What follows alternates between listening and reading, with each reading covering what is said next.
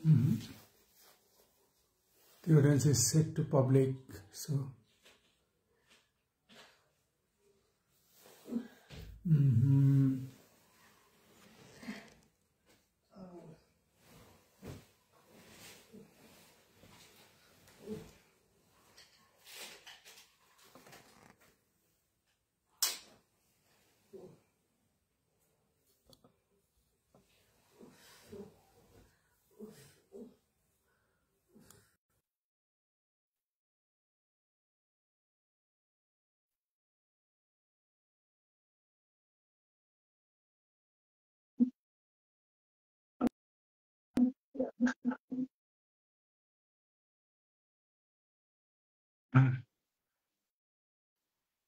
ও যাক, অনেকক্ষণ পর পাওয়া গেল, ধন্যবাদ আপনাকে।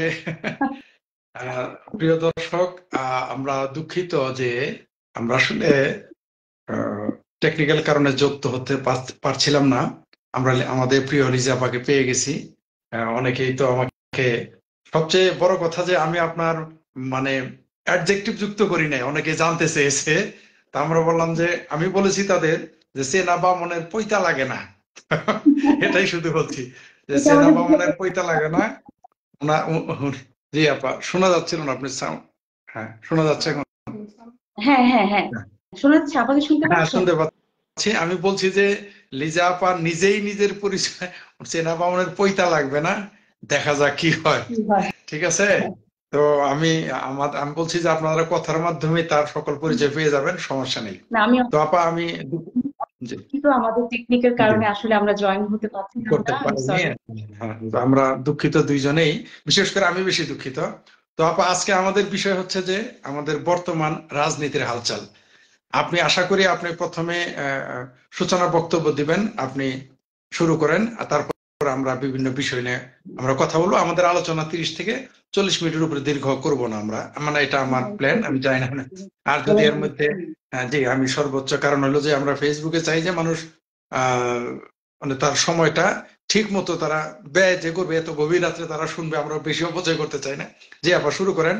আপনি প্রথমে বলেন আপনি কেমন আছেন, আমাদের দেশের মানুষ কেমন আছে, এবং রাজনীতিকে আপনার দৃষ্টিভঙ্গি থেকে আপনি কি মনে করতেন। Please carry on.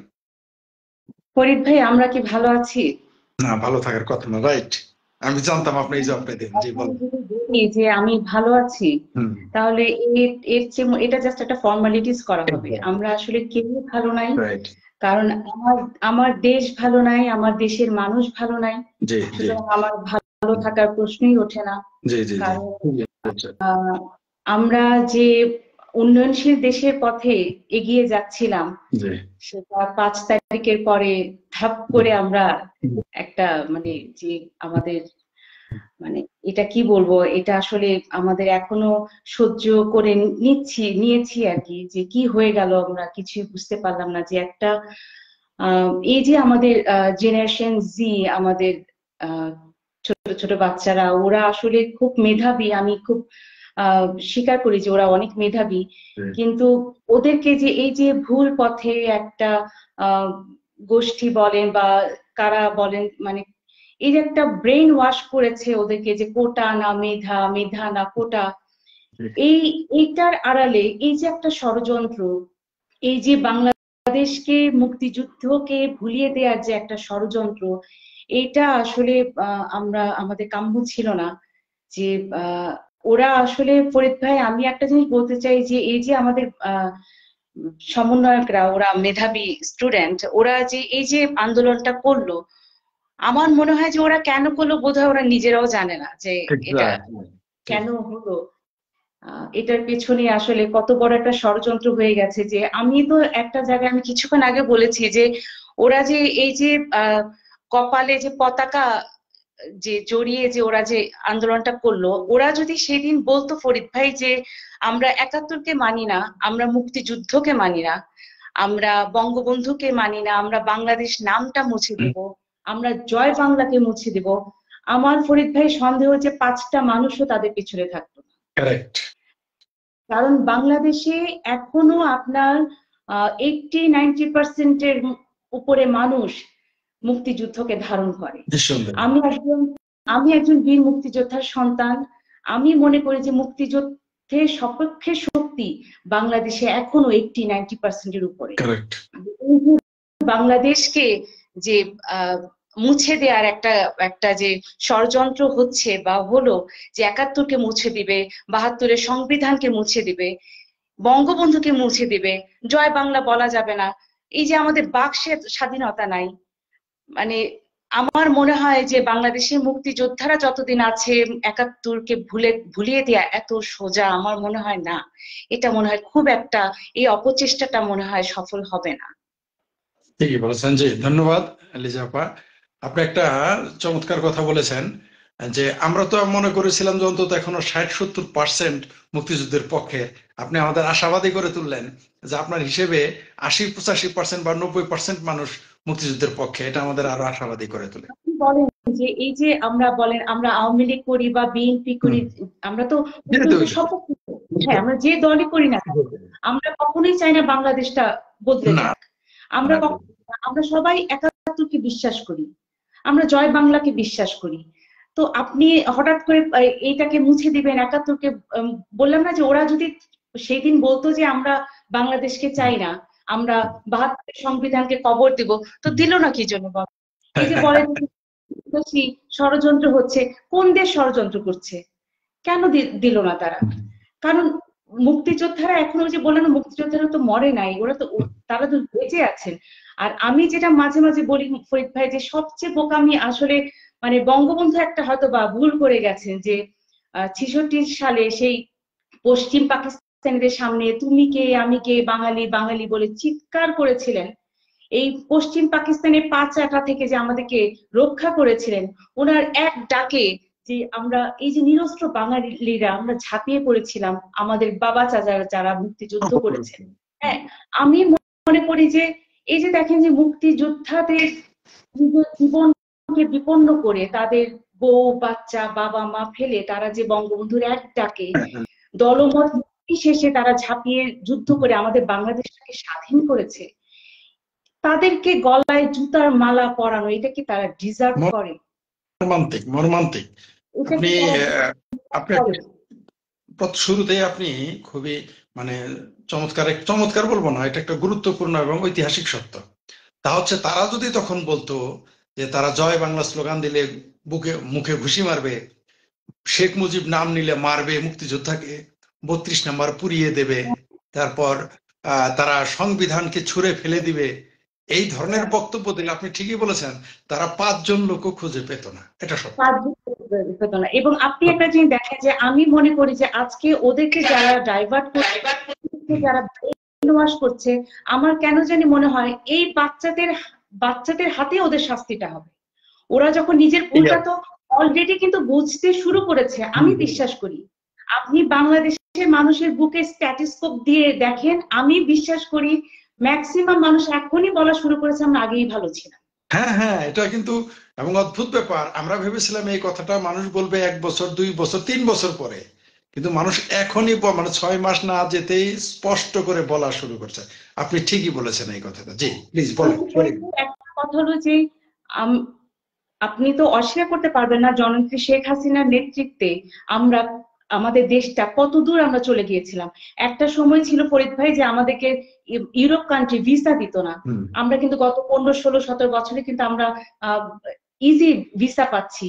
আমাদের আপনি তখন দেখেন যে এখন ভ্যাটের অবস্থা কি, এখন দ্রব্যমূল্য যে হার, এই যে গার্মেন্টস সেক্টর গুলো যে ধ্বংস হয়ে গেছে, গার্মেন্টস কর্মীগুলো যে বেকার হয়ে গেছে, ওদের সংসারগুলো কিভাবে চলবে আপনি চিন্তা করেন। এত প্রতিষ্ঠান যে চলে গেল। একটা ফরিদ ভাই, আমি একটা জিনিস বিশ্বাস করি যে আমি 90-এর গণ অভ্যুত্থান থেকে আওয়ামী লীগের সাথে অতপ্রতভাবে মোটামুটি জড়িত, যে আমি দেখেছি যে একটা আওয়ামী লীগ একটা ঐতিহ্যবাহী একটা দল যারা মুক্তিযুদ্ধকে নেতৃত্ব দিয়েছে, এবং অনেকদিন ক্ষমতায় থাকলে একটা হয় কি জানেন, যে কিছু বিশ্বাসঘাতক তো ঢুকেই যায়, বিশ্বাসঘাতক ঢুকে যায়। এটা আপনার মীর জাফরও ছিল, আপনার বঙ্গবন্ধুর সময় খন্দকার মোস্তাফও ছিল।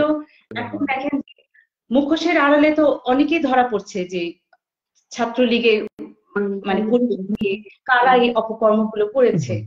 এখন আপনি ধরেন এত বড় একটা সংসার, এত বড় একটা দল, আপনি এক একজনকে দায়িত্ব দিয়েছেন, এই 20-25 সম্পূর্ণ আওয়ামী লীগটাকে দায়ী করা হবে, বা এই যে মানুষের মুখে যে আওয়ামী লীগ সম্পর্কে এই যে আমরা এখন গালি শুনি, আসলে কি আওয়ামী লীগ এটা ডিজার্ভ করে?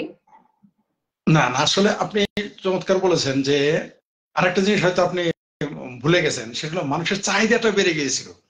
মানে একদিকে আওয়ামী লীগের সীমাবদ্ধতা ছিল, ভুল ত্রুটি তো থাকবে, সরকার গঠন করলে, সরকার পরিচালনা করলে ভুল ত্রুটি আপনার থাকবে নিঃসন্দেহে, কিন্তু আসলে আপনি ঠিকই বলেছেন যে মানুষের চাহিদাটাও বেড়ে গিয়েছিল, যার জন্য আওয়ামী লীগের কাছে তারা এত কিছু চেয়েছিল যে যেখানে আগে 3.5 ঘন্টায় আমরা উত্তরা থেকে মিরপুরে যেতাম, সেটা 32 মিনিটে যাওয়ার পর আমার মনে আছে মেট্রো রেলে একজন 5 মিনিট কোনো কারণে হয়তো 2-3 মিনিট দেরি হয়ে গেছে, ঘড়ি দেখতেছে, করতেছে, তখন আমি বলে ফেললাম যে ভাই আগে 3.5 ঘন্টায় গেছেন, 2 মিনিট বেশি হওয়ার জন্য এত ক্ষুব্ধ, হেসে দিল।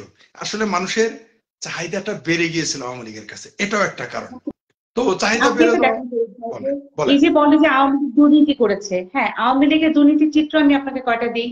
এই যে পদ্মা সেতু দুর্নীতি, আপনি মেট্রো রেল, ফ্লাইওভার, এই যে পারমাণবিক বিদ্যুৎ কেন্দ্রগুলো, বাংলাদেশের ঘরে ঘরে বিদ্যুতের আলো, বছরের প্রথম দিন যে এই যে বাচ্চারা যে বই পেত, এখন সেই পাচ্ছে না। মানে আওয়ামী লীগ এত দুর্নীতি করেছে যে এত কিছু হয়েছে আমাদের। এই যে 4 লেন রাস্তাগুলো, যারা উত্তরবঙ্গের মানে আমাদের যে এই যে উত্তরবঙ্গের মঙ্গার কথাই বলেন, আমার শ্বশুর বাড়ি ওখানে, এখন কি মঙ্গার কথা শোনা যায়? না না, এটা আপনি ভালো কথা বলছেন, আমি একটু ইন্টারাপ্ট করলাম আপনাকে, সরি। আপনি ঠিকই বলেছেন, আমারও বাড়ি জামালপুর, কাছাকাছি, যমুনা পার হলে ওইদিকে যাওয়া যায়।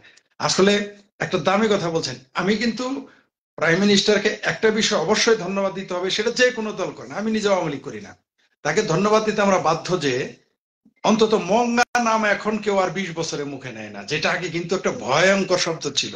জি প্লিজ বলেন, আপনি বলে দেন। আমি বলি যে হ্যাঁ, যারা কারাপশন করেছে, যারা দুর্নীতির সাথে যদি কেউ জড়িত থাকে, হ্যাঁ এটা প্রমাণ করে এবং শাস্তি হোক, নো প্রবলেম, প্রমাণ করুক। এবং যারাই দুর্নীতি করবে, যে দলে দুর্নীতি করবে, সেটা আওয়ামী লীগ কেন, যে দলে দুর্নীতি করবে তাদের শাস্তি অবশ্যই আমরা চাই। কিন্তু আপনি একটা হুমকির একটা কথা বলে দিবেন, এটা তো হবে না, আপনাকে তো প্রমাণ করতে হবে। যারা দুর্নীতি করেছে আমরা অবশ্যই তাদেরকে শাস্তি চাই।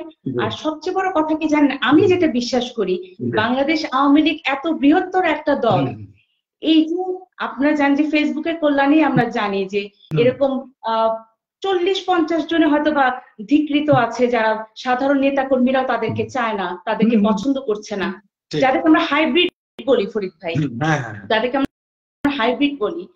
আপনি যদি আজকে বলেন যে তাদেরকে ছাড়া আওয়ামী লীগ, আমার মনে হয় যে আমি বিশ্বাস করি আওয়ামী লীগের ঘুরে দাঁড়াতে 2 দিনও লাগবে না। ঠিকই বলেছেন।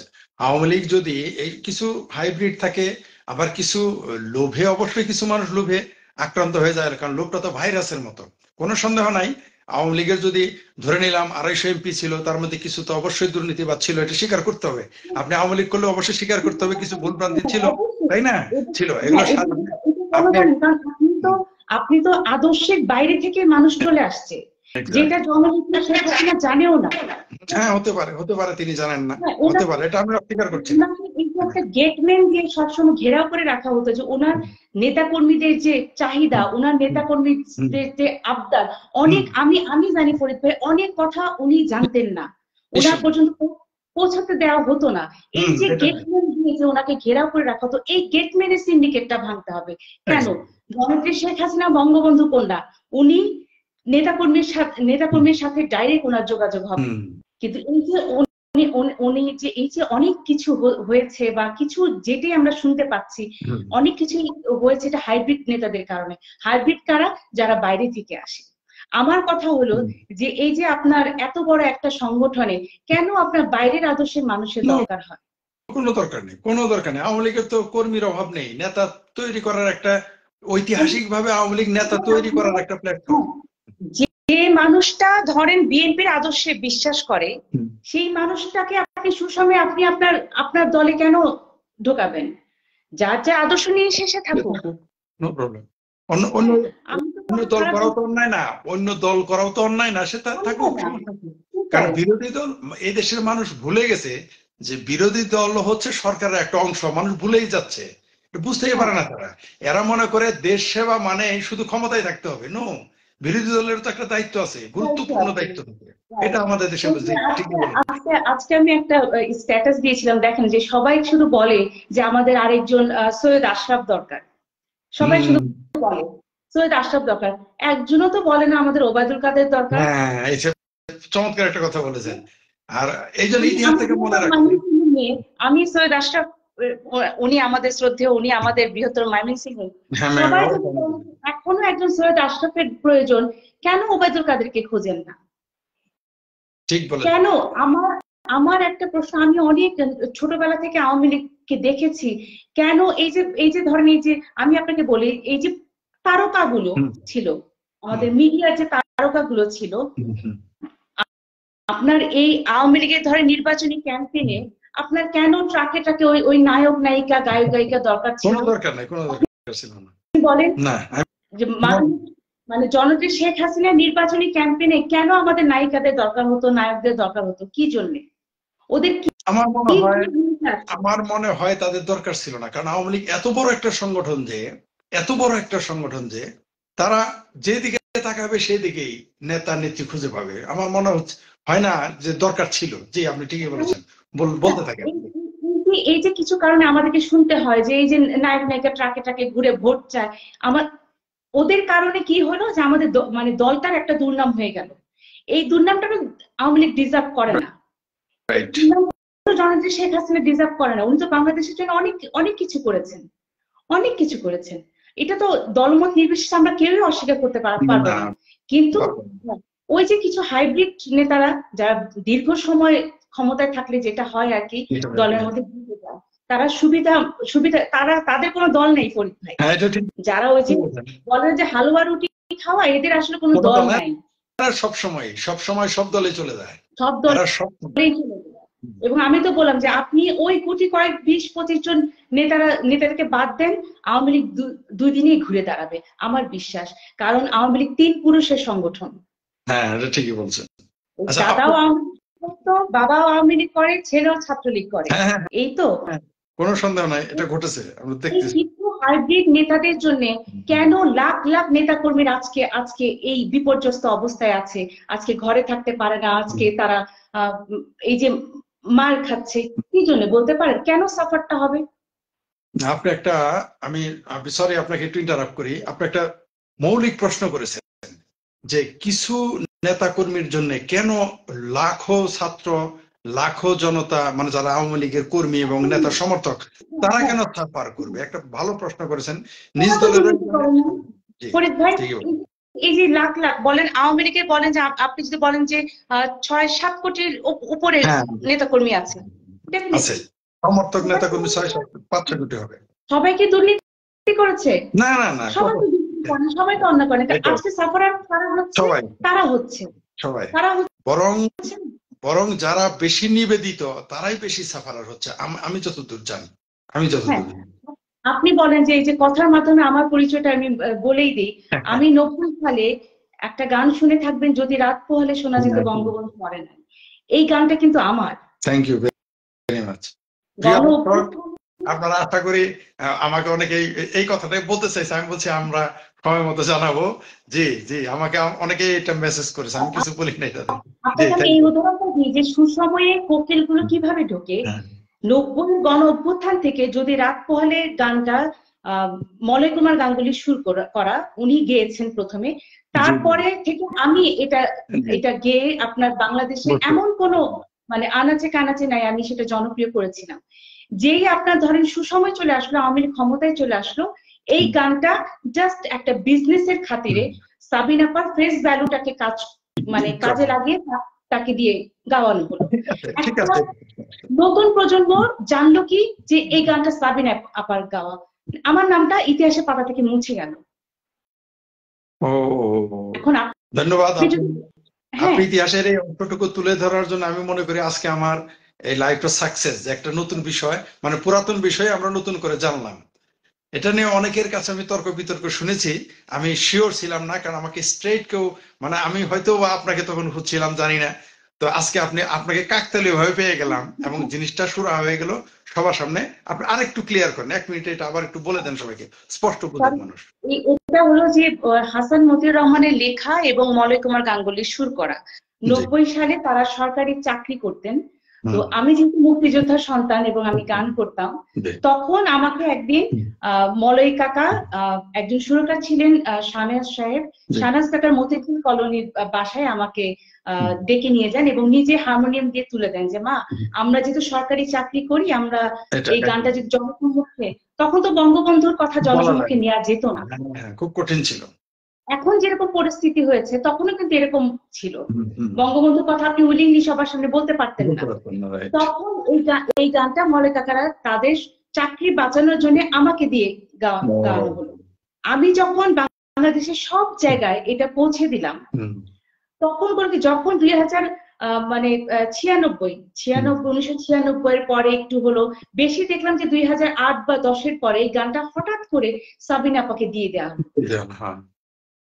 ব্যাপারটা কিন্তু সাবিনা আপা জানেও না যে এটা কার গান বা কি। একটা প্রজন্মকে তো আপনি একটা ভুল ইতিহাস জানালেন, একটা প্রজন্মকে আপনি আমার কথা জানতে দিলেন না। একটা শিল্পীর কাছ থেকে একটা গান, যদি রাত পোহালা তো একটা গান না, এটা একটা অনুভূতি।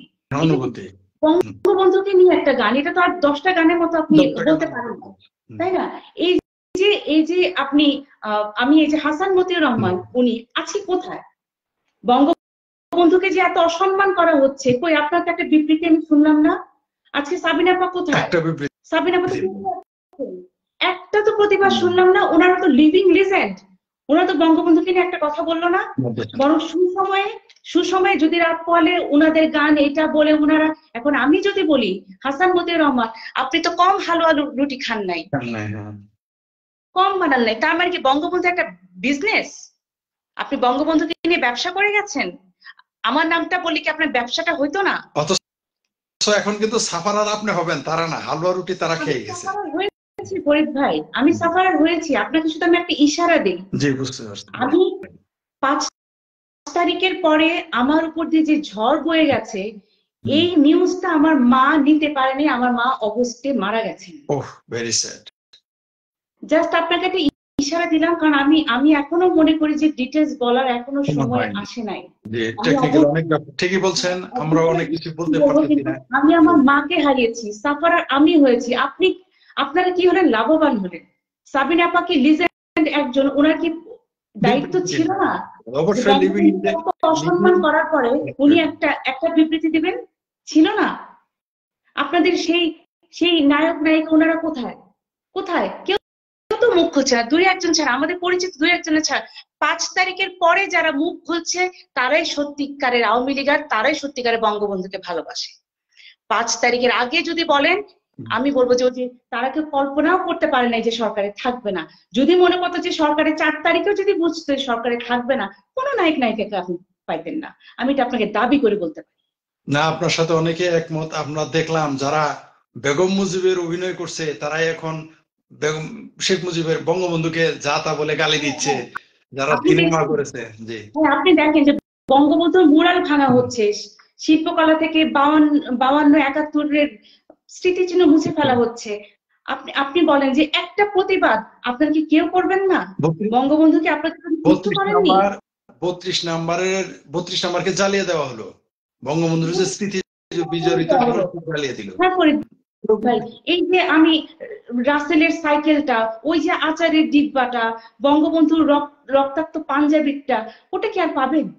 না, ওটা কখনোই পাওয়া। সবচেয়ে আমি নিজেও কিন্তু মর্মাহত, আমি অবাক হয়ে গেছি। আচ্ছা, ধরে নিলাম, যদি এটা ঠিক না, ধরে নিলাম তাদের সব কথাই ঠিক।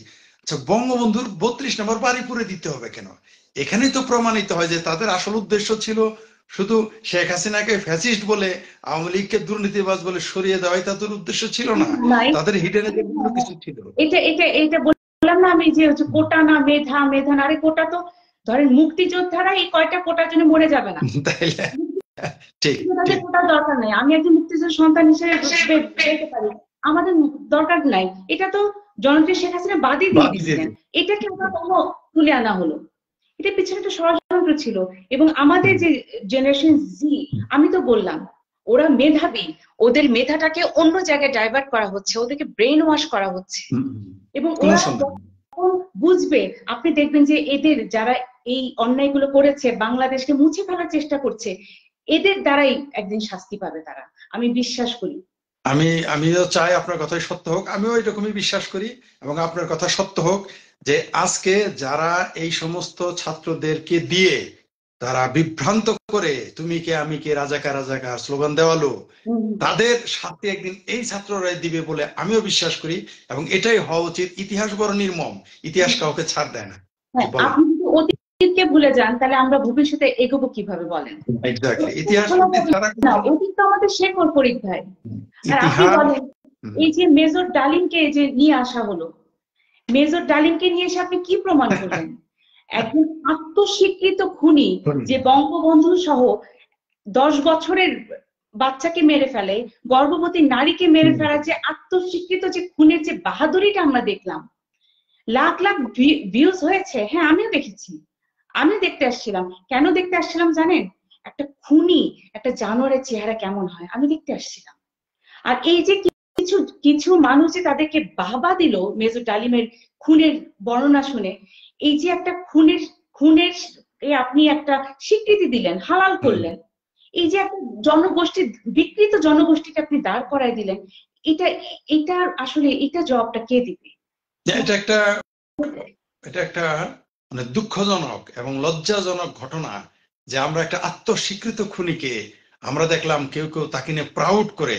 এটা আসলে ভাবাই যায় না, এটা সুস্থভাবে সুস্থ মস্তিষ্কে কেউ এটা ভাবতে পারে, এটা আমাদের ধারণারও বাইরে। এটা আত্মস্বীকৃত খুনি। তবে দেখেন, এই আমি তো তাকে খুনি মেথর ডালিম বলি, আমি তো মেজর ডালিম বলি না, কারণ মেজর একটা বড় পদ, সেখানে অনেক কাঠ খড় পুড়িয়ে একজন সেনাবাহিনী একজন কর্মকর্তাকে, একজন ক্যাপ্টেনকে কিভাবে মেজর হয় আমি কম বেশি জানি। এরা কত পরিশ্রম করে, কত দক্ষতা, কত মেধা দিয়ে ওই জায়গায় যায়। তো আমি তাকে মেজর বলতে রাজি না, কারণ এতে মেজরদের অপমাননা করা হয়। বাংলাদেশের মুক্তিযুদ্ধে অবশ্যই আমাদের গর্ব, আমাদের অতন্ত্র প্রহরী এই সেনাবাহিনীর অবদান ছিল, কোনো সন্দেহ নাই। যদিও পুলিশ প্রথম বলিদানটা পুলিশেরাই দেয় ৭১-এ, তারপরও বলবো যে এদের অবদান আছে। কিন্তু আমি মেজর, ওই মেথর ডালিমকে আমি মেজর বলে বাংলাদেশের মেজরদের অপমান করতে চাই না। তো আমার কাছে, তবে দেখেন এখানে কিন্তু আরেকটা কাজ করে ফেলেছে সে। একই সাথে কিন্তু বিএনপিরা যে এত লাফালাফি করে, এখানে কিন্তু সে জিয়াকেও খুনি বলেছে। সে বলছে শত শত না, হাজার লোক মেরে ফেলেছে। প্রকারান্তরে কিন্তু সে জিয়াকেও খুনি হিসেবে প্রতিষ্ঠিত করলো, যেটা আপনারা আওয়ামী লীগেরা পারেন নাই। জামাত এটা কিন্তু আপনি দেখেন, চেষ্টাটা দেখেন, ডালিমের মুখ থেকে বঙ্গবন্ধুর বিরুদ্ধে বের করার চেষ্টা করছিল, মানে সফল হয়নি। তো পুরা ডাহা একটা ফ্লপ প্রোগ্রামটা। এবং আরো আজব ব্যাপার, এই যে একটা গল্প আমরা শুনে এসেছি যে মেজর ডালিমের বউকে নিয়ে বঙ্গবন্ধুর কোন এক পুত্র টানাটানি করেছে, সে নিজেই অস্বীকার করে গেল সেখানে সে উপস্থিতি ছিল না। সবচেয়ে হাস্যকর, অথচ এটা প্রতিষ্ঠিত করে ফেলেছে। এটার একটা প্রতিবাদ বিএনপি তো আসলে করেছে কিনা আমার জানা নাই।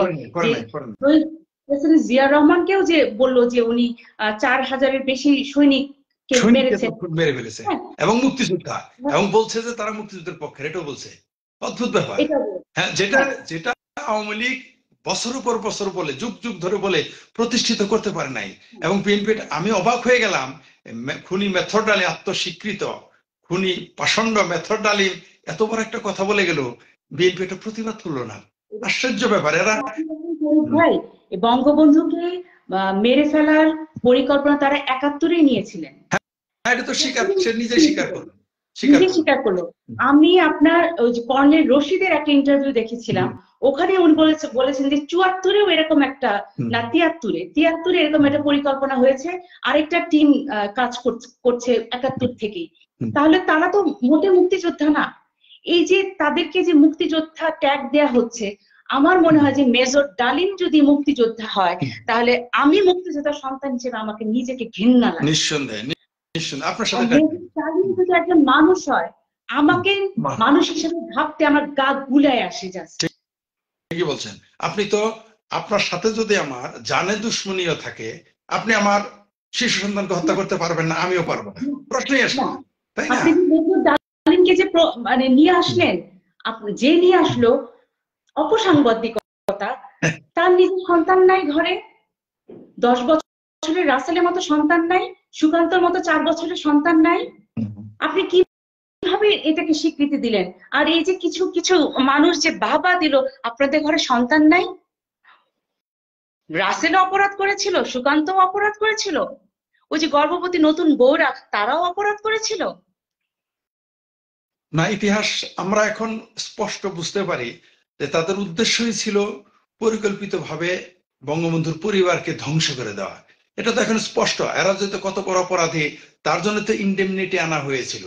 ঠিক আছে, যেমন যে 5ই আগস্টের থেকে 8 আগস্টের ইনডেমনিটি তারা চায়, এই পুলিশকে জ্বালিয়ে পুড়িয়ে দেওয়ার জন্য, পুলিশকে মেরে উল্টো করে ঝুলিয়ে রাখার জন্য, থানা জ্বালিয়ে দেওয়ার জন্য, সাধারণ মানুষকে মেরে ফেলার জন্য ইনডেমনিটি চায়। আর আপনাকে আমি আর একটা প্রশ্ন করতে চাই, যেহেতু আপনি একজন মুক্তিযোদ্ধার সন্তান এবং মুক্তিযোদ্ধা পরিবারের সন্তান, এবং আপনি নিজেও গণসংগীত শিল্পী, এবং আপনি আওয়ামী লীগের রাজনীতির সাথে জড়িত, আমি আপনাকে একটা প্রশ্ন করতে চাই।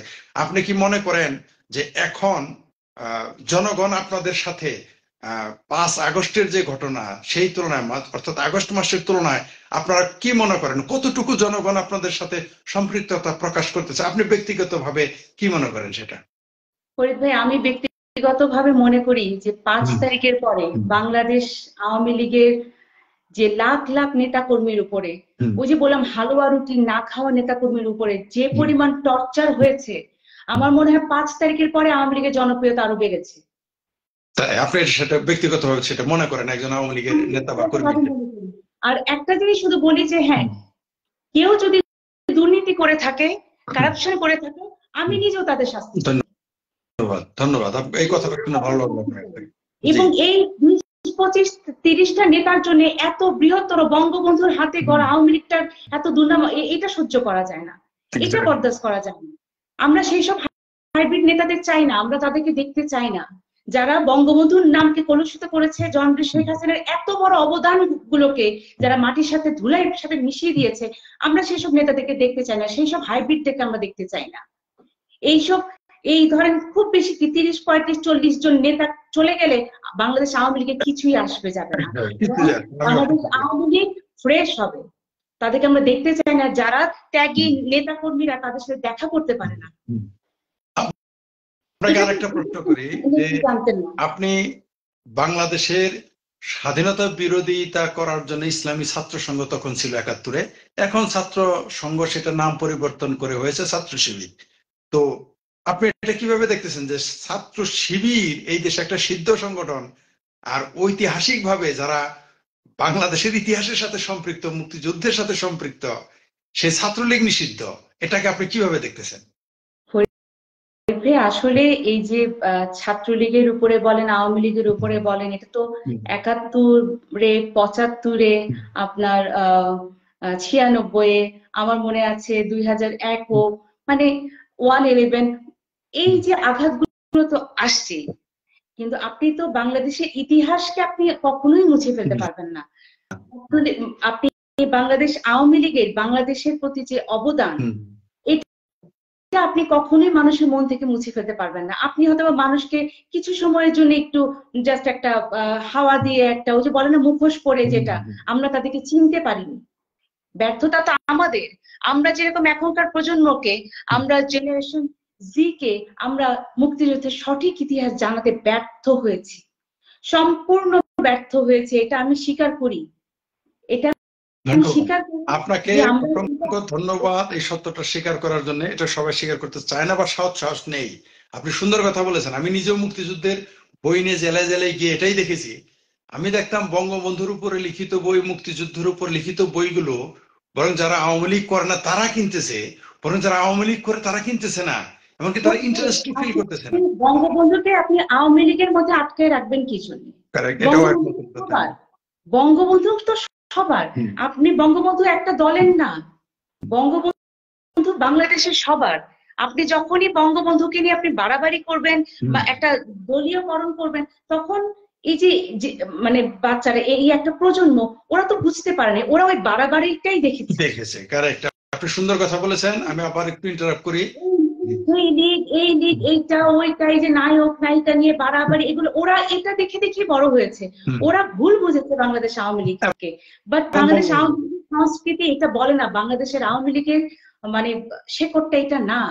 ওদেরকে আসল জিনিসটা দেখতে দেওয়া হয়নি। এই যে কিছু হাইব্রিড নেতাদের জন্য এই প্রজন্মটা একটা ভুল ইতিহাস জেনে বড় হয়েছে।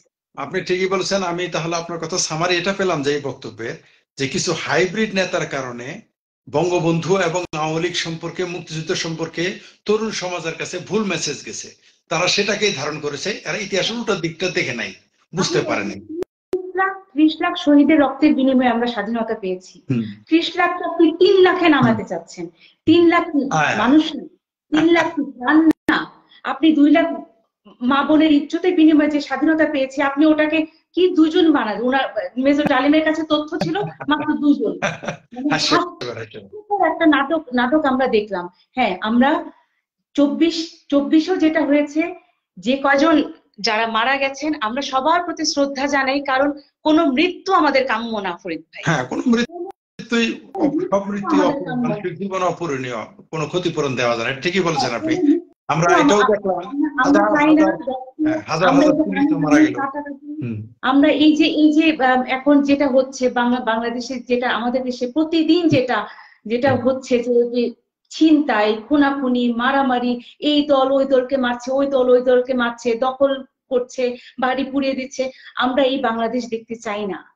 আমরা আওয়ামী লীগ ক্ষমতা থাকলে বিএনপির শিল্পীদেরকে ব্ল্যাক লিস্টেড করছি, বিএনপি ক্ষমতা থাকলে আওয়ামী লীগের সিঙ্গারদের, আর্টিস্টদের ব্ল্যাক লিস্টেড করছি। আমরা এই ব্ল্যাক লিস্টেড এই জিনিসটাকে মুছে ফেলতে চাই। এই সংস্কৃতি থেকে আসলে আমাদের বের হয়ে আসা উচিত। আপনি সুন্দর কথা। হ্যাঁ, আজকে যখন আমরা অত্যাচারিত হচ্ছি, এক পক্ষ তাকিয়ে তাকিয়ে দেখছে। আরে একদিন যদি তোমাদের পালা আসে, তখন কি আমরা তাকিয়ে তাকিয়ে দেখবো? আমরা এই সংস্কৃতি থেকে বের হয়ে আসতে চাই। এই ব্ল্যাক লিস্ট আপনি জেনে খুব খুশি হবেন ফরিদ ভাই, আওয়ামী লীগ ক্ষমতায় থাকতে যারা ব্ল্যাক লিস্টেড ছিল, আমি তাদের জন্য ফাইট দিয়েছি। থ্যাংক ইউ, শুনে ভালো লাগলো। আমি তাদের জন্য ফাইট দিয়েছি। আমি আপনাকে নামও বলে দিই, আসিফ আকবর। ও নিশ্চয়ই আমাদের আদর্শের না, সেটা আলাদা বিষয়, সেটা আলাদা বিষয়। ও আমাদের আদর্শের না, কিন্তু ও কিন্তু আদর্শচ্যুতও হয়নি। কিন্তু আমি কিন্তু বলেছিলাম, কেন আসিফকে গান গাইতে দেওয়া হবে না, কেন বাংলাদেশ টেলিভিশনে কেন ও গান গাইতে পারবে না। আমি কিন্তু আসিফের জন্য প্রতিবাদ করেছিলাম। এবং সবচেয়ে মানে সুখের খবর কোনটা জানেন, যে আমি কিন্তু বঙ্গবন্ধুকে নিয়ে 100 গানের একটা প্রজেক্ট করেছিলাম। আমাকে প্রথমে যে শুভকামনা জানায় সেই মানুষটা কিন্তু আসিফ আকবর। আসিফ আকবর, যেহেতু তার সাথে আমার একটা আদর্শিক দূরত্ব আছে, কিন্তু আপনি দেখেন যে বঙ্গবন্ধুকে কতটুকু শ্রদ্ধা করলে সে আমাকে শুভকামনা জানায়। শুভকামনা শিল্পী হিসেবে এবং আদর্শিক, মানে বঙ্গবন্ধু তো আপনি যেটা বললেন এটাই ঠিক, যে বঙ্গবন্ধু তো শুধু আওয়ামী লীগের না, এটা সত্য। যেমন আমি নিজে তো আওয়ামী লীগ করি না, বঙ্গবন্ধু এই 15-16টা বছর জাস্ট কিছু হাইব্রিড নেতারা জাস্ট বিজনেসের কত, মানে এটা আসলে দলীয়করণ, বঙ্গবন্ধুকে দলীয়করণ করা আমাদের জাতির উচিত না। হ্যাঁ, আপনার সাথে একমত। কারণ আমি বঙ্গবন্ধুর পক্ষে কেন ফাইট করি, কারণ হচ্ছে বঙ্গবন্ধুকে আমি যদি মনে করতাম শুধুই আওয়ামী লীগের, তাহলে তো আমি বলতাম না। মুক্তিযুদ্ধ শুধু যদি আওয়ামী লীগের হতো, তাহলে তো আমি বলতাম না, কারণ আমার তো একটা নিজস্ব রাজনৈতিক দলকে আমি সমর্থন করি, তাই না? আপনাকে আরেকটা জেনারেশন যখন ভুল ইতিহাস বলে, এখনকার জেনারেশন যখন কিছু কাজ করে, যেমন ওরা কিছুদিন আগেও মানে বঙ্গবন্ধুকে অসম্মান করলো, এগুলো দেখলে খুব কষ্ট হয় যে আমাদের বাচ্চাগুলো একটা ভুল ইতিহাস জেনে বড় হচ্ছে। এই ব্যর্থতা আমাদের সবাইকে নিতে হবে, দলমত নির্বিশেষে। আমরা সবাই এটার জন্য দায়ী যে আমরা একটা জেনারেশনকে আমরা আসল ইতিহাসটা জানতে পারলাম না। চমৎকার কথা বলেছেন আপনি, যেটা বলেছেন একেবারে নিরপেক্ষভাবে। আমি আপনাকে এই কারণে রেসপেক্ট করবো, আশা করি আমাদের দর্শকেরাও আপনাকে রেসপেক্ট করবে। কারণ আপনি কখন মানে আপনি দলান্ধর মতো কথা বলেননি, আপনি এমন কিছু কিছু কথা বলেছেন যেগুলো হয়তো আপনি আওয়ামী লীগ যেদিন সুসময় আসবে তখন এগুলোকে কাট করে আপনি বিরুদ্ধে ব্যবহার করতে চাইবে, কিন্তু আপনি আসলে তো নিরপেক্ষ। আওয়ামী লীগের ওই যে আমি এখন কয়দিন আগে আমাকে একজন বলছে যে আওয়ামী লীগের দালাল, আমি তখন বলেছি ওকে ফাইন, দুঃসময়ে দালাল বলুক, এটা আমার কাছে খুব ভালো লাগছে, অন্তত সুসময়ে ভালো দালাল বলে নাই। রাইট, এটা ঠিক। আপনাকে আমি আরেকটা, আজকে আর লাইভটা তো লম্বা করবো, আর একটা প্রশ্ন করতে চাই, আপনার কাছে জানতে চাই আপনি কি মনে করেন যে যদি এই বছরের শেষের দিকে বা 26 সালের প্রথম দিকে নির্বাচন হয় তবে কি আওয়ামী লীগ অংশগ্রহণ করবে বা তাকে করতে দিবে, এরকম আপনার কাছে কি মনে হয়? 2 মিনিটে যদি এটা আমাদের জানাতেন একটু। আমার মনে হয় যে এখনো ফরিদ ভাই বাংলাদেশে 35-40% প্রায় 50%-এর মতো বাংলাদেশে আওয়ামী লীগ আছে। আওয়ামী লীগের হয়তো বা কিছু নেতারা নাই, কিন্তু লাখ লাখ কোটি কোটি কর্মীরা, যারা কোনোদিনও 1 টাকা দুর্নীতি করে দেখে নাই যে দুর্নীতি কাকে বলে, তারাই তো এখন বিপদের মুখে আছে, তাই না? আমার মনে হয় বাংলাদেশ আওয়ামী লীগকে ছাড়া বাংলাদেশে যদি কোনো নির্বাচন হয়ও এটা গ্রহণযোগ্যতা পাবে না। কারেক্ট, আমারও তাই মনে হয়, আপনার সাথে আমি একমত। আমরা আমাদের বাংলাদেশের মানুষ, আমরা শান্তিপ্রিয় মানুষ, আমরা এইসব মারামারি কাটাকাটি চাই না। আমরা এই যে সব দল মত নির্বিশেষে আমরা সবাই মিলেমিশে থাকতে চাই, আমরা সব ধর্মের মানুষও আমরা সবাই মিলেমিশে থাকতে চাই। আমরা এই যে ধ্বংসাত্মক বাংলাদেশ আমরা দেখতে চাই না। ধন্যবাদ। আপনার স্বপ্ন পূরণ হোক, আপনার স্বপ্ন আমাদের স্বপ্ন। এই দেশে আমি মনে করি আপনার স্বপ্নটাও এই সারা দেশের মানুষের স্বপ্ন, যে সবাই মিলে আমরা যাতে ভালো থাকি, এই দেশটা অর্থনৈতিক ভাবে যাতে উন্নয়ন ঘটে, এই দেশের অবকাঠামোগত উন্নয়ন ঘটে, বহির্বিশ্বে আমাদের আসন আরো উচ্চ হয়। আমি মনে করি এটা সবারই কাম্য, শুধু আপনার না। আপনি সাধারণ মানুষের কথাই বলেছেন। আপনাকে অসংখ্য ধন্যবাদ আপনি আমার লাইভে আসার জন্য। আশা করি মাঝে মধ্যে আপনি আসবেন, আবার ডাকলে আসবেন আমি বলে আশা করি। কি বলেন? দোয়া করবেন যেন আমরা আমাদের সন্তানদেরকে মুক্তিযুদ্ধের চেতনায় বড় করতে পারি। আমি বিশ্বাস করি 71 থাকবে, আমি বিশ্বাস করি মুক্তিযুদ্ধ থাকবে, মুক্তিযোদ্ধাদেরকে আমরা সেই সম্মানটুকু দিতে পারবো, আমাদের বঙ্গবন্ধু থাকবে, আমাদের জয় বাংলা থাকবে। আমি বিশ্বাস করি বাংলাদেশের সবাই, বাংলাদেশটা থাকবে, বাংলাদেশের নাম পরিবর্তন হবে না। ধন্যবাদ, আমি বিশ্বাস করি। আপনি সুন্দর কথা বলেছেন। আমাদের বাংলাদেশ থাকবে, আমাদের পতাকা থাকবে, আমাদের মানচিত্র থাকবে, জয় বাংলা থাকবে, বঙ্গবন্ধু থাকবে। এগুলো মোছার ক্ষমতা কারো ছিল না, কোনোদিন আর হবেও না। প্রিয় দর্শক, আপনারা আমাদের কিছু ত্রুটি বিচ্যুতি ছিল টেকনিক্যাল বিষয়ে, যার জন্য আসতে দেরি হয়েছিল। আমরা ভবিষ্যতে আবার লিজা আপাকে নিয়ে আসবো, আমরা নতুন কথা শুনবো। তবে আমাদের সবারই একই চাওয়া যে আমাদের দেশ ভালো থাকুক, আমাদের দেশ মুক্তিযুদ্ধের বাংলাদেশ, এটাই থাকবে। সকলকে ধন্যবাদ। আশা করি আপনাদের লিজা আপার সাথে আবার আপনাদের সাথে একসাথে দেখা হবে। ভালো থাকবেন। জয় বাংলা।